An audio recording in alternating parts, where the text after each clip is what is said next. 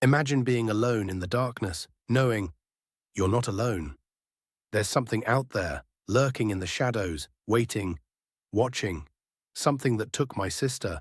Now, what would you do if you felt it might come for you next? From the moment I opened my eyes that grim morning, my mind was a whirlwind of fear and guilt. The weight of my sister's disappearance pressed heavily on my chest. My head throbbed, the pain a constant reminder of the nightmare I'd been thrust into. I couldn't shake the image of Chloe, my little sister, innocent and naive, lured away by whispers only she could hear. Whispers that I had failed to protect her from.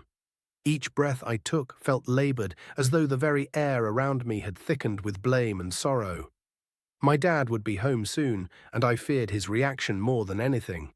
Every creak of the house, every shadow that stretched as the sun moved, was a taunting reminder of my failure. In Chloe's room, I sat on her bed, surrounded by the remnants of her world. The vibrant drawings pinned to the walls, the untouched shelves of colorful toys. My fingers traced the fabric of her favorite doll, left forlorn on her pillow, and I couldn't help but feel like I was clutching on to the last fragments of hope. The window. It drew me with a sinister allure.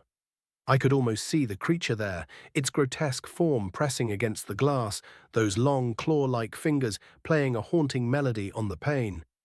I imagined Chloe, sleepy-eyed and entranced, drawn to that window by promises only a child would believe. A chill ran down my spine as I leaned closer, noticing something peculiar about the way the light refracted. It wasn't just scratches, those were messages, symbols intersecting, converging to a haunting point, a secret that only the darkness knew. I grabbed a sheet of paper and traced those marks, every stroke reminding me of the entity's malevolence, its calculated manipulation. The realization struck me harder than any physical blow. Whatever this was, had left a mark, a clue possibly, right in front of us. With the strange pattern now in my possession, I rushed from the house, my heart pounding in my chest like a caged animal. I needed answers, answers that waited, hopefully, within the dusty volumes of our local library. But the library, a relic of a time before digital took over, was not open. I paced outside, glancing at my phone every minute, willing the hands of time to move faster. The librarian arrived, his pace leisurely, unknowingly inciting my already brimming frustration. I practically hissed my impatience, only to catch myself, my desperation bordering on lunacy. "Please, I just need your help."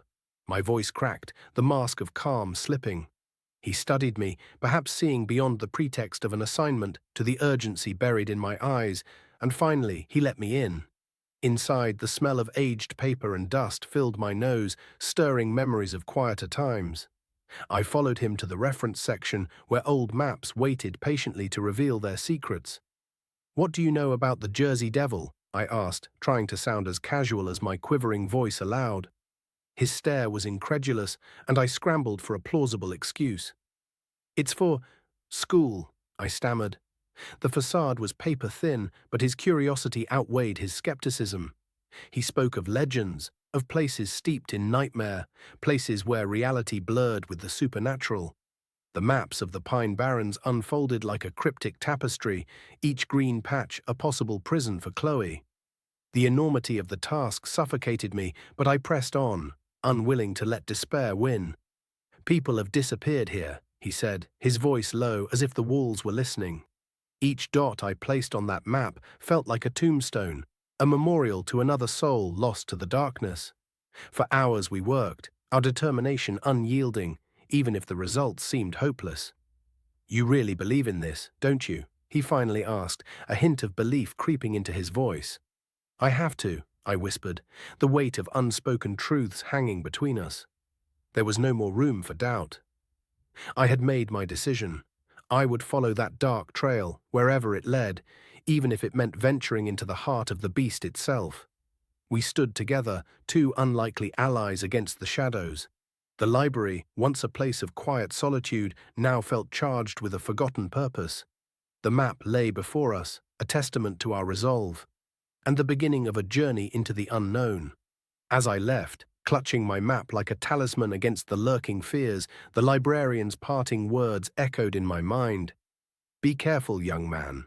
Not all that is lost wishes to be found. A shiver coursed through me at his words, a solemn reminder of the peril that awaited. But I couldn't turn back, not now, not ever. In the dark embrace of the forest, I steeled myself. Each step forward was a step away from safety, a step toward whatever nightmares had ensnared my sister.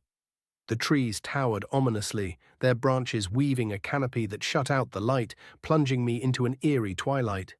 The song of crickets felt more like a siren's call, leading me deeper into the maw of the unknown. I followed the map, each dot a beacon in the murky sea of foliage, praying that somehow this path would lead me to Chloe. Fear clawed at my throat, battling the resolve that kept my feet moving. Shadows flickered at the edge of my vision, and every rustle felt like a phantom breath on my neck. As night fell, the chill of doubt crept into my bones.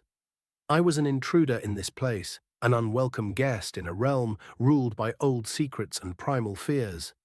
I stumbled on, driven by an ever-present whisper, a whisper that promised Chloe could still be saved. At the heart of the forest, a clearing opened up, stark and silent, as if the woods themselves held their breath. I paused, the air thick with anticipation, and there, amidst the silence, I heard it. That voice, a soft, ethereal melody, weaving its way through the trees. It was the same song that lured my sister, and now it beckoned me, tempting me to follow, to give in. "Chloe," I called, my voice barely a whisper against the haunting refrain. But she didn't answer. Only the song, an eternal echo of my fears, welcomed me deeper into the dark.